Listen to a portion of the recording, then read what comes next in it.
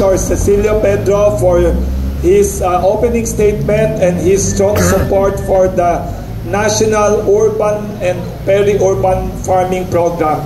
Last but not the least, we have from the academe, invited by Director Panganiban all the way from University of Arizona, Dr. Joel L. Cuello is a professor in Biosystems Engineering, also Vice Chairman of the International Association for Vertical Farming. He will explain to us what we can do here in the Philippines. He is also Director of the Graduate Studies for Interdisciplinary Applied Biosciences, Bioeconomy and New Food Systems at the University of Arizona in Tucson, Arizona. Yung International Association for Vertical Farming, of which he is Vice Chairman, is based in Munich, Germany. Our guest, Dr. Cuello, is a globally recognized expert in engineering sustainable biological and agricultural systems. He has more than 33 years experience in research, teaching, and outreach in innovating controlled environment agriculture, CEA, for sustainable production of food and high-value bioproducts. He has a very long biodata. I'm not mentioning everything, but he has published over 80 referred journal publications, 12 book chapters, and he has delivered over 600 professional presentations around the world about this topic that we need in the Philippines today. I'm summarizing his very long biodata.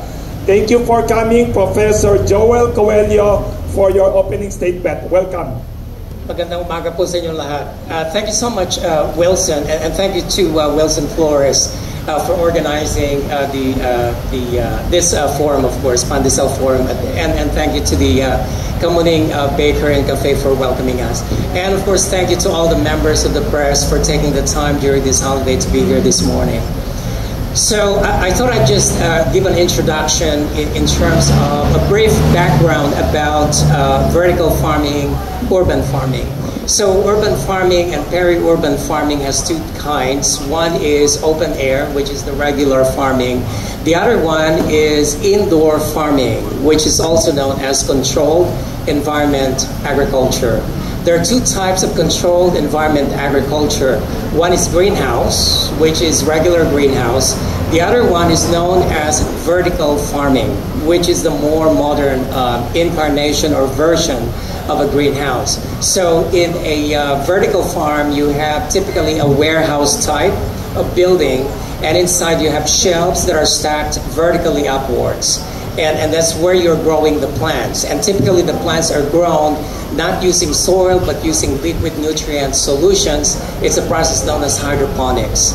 So you're able to save tremendously on land because you are going upwards. And you also save on nutrients because the nutrients are dissolved in the water, and you recirculate the water until all the nutrients in the water are assimilated or consumed by the plants. So it's a sustainable and efficient method.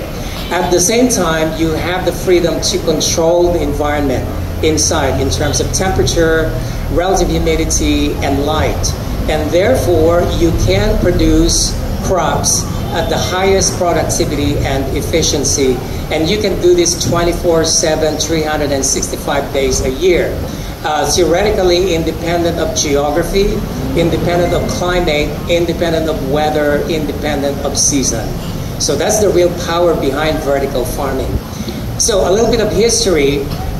The space program, NASA, was the first one to really develop the idea of vertical farming, because in the future they plan on sending manned mission, say on the moon and Mars.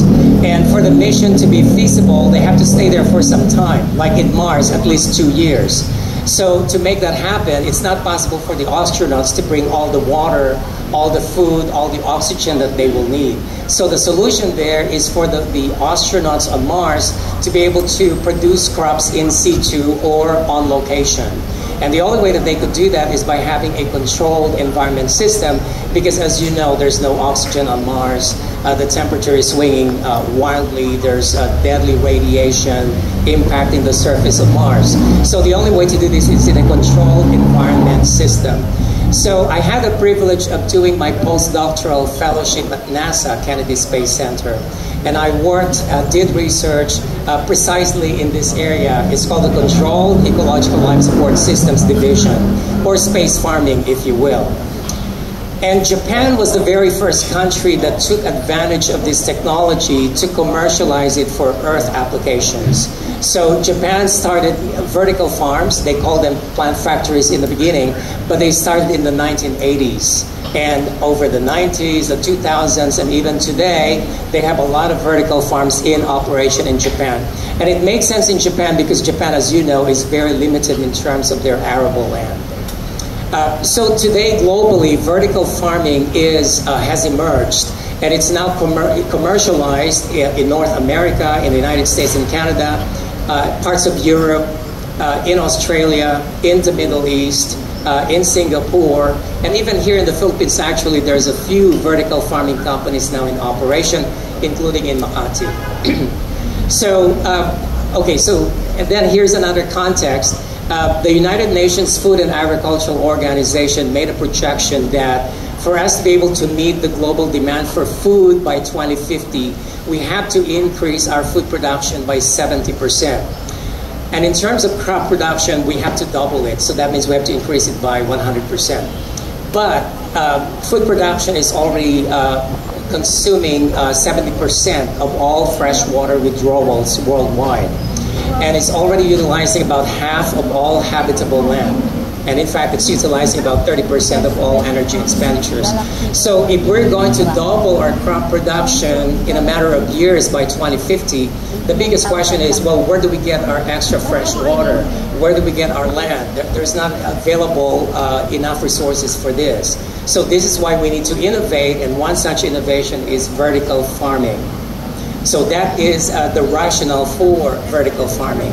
And then on top of that, I'd like to add, the global demand for fresh vegetables market revenue this year, 2023, is valued at about 750 billion, that's a B, US dollars, 750 billion US dollars.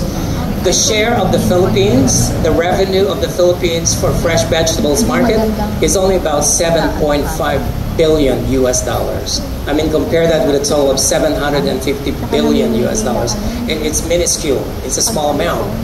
And the Philippines is a tropical country, and it is well poised to increase its vegetable production. But of course, we are living in the era of climate change. And people around the Philippines, they're complaining about the changing weather patterns. And in fact, some farmers in Bukidnon, they were growing traditionally, green peppers and all these high-value crops outdoors, and now they're no longer able to do that because of the precipitation increase and heat. And so they have to be able to do what they used to do for many, many years, now inside a rudimentary form of greenhouse. That is controlled environment.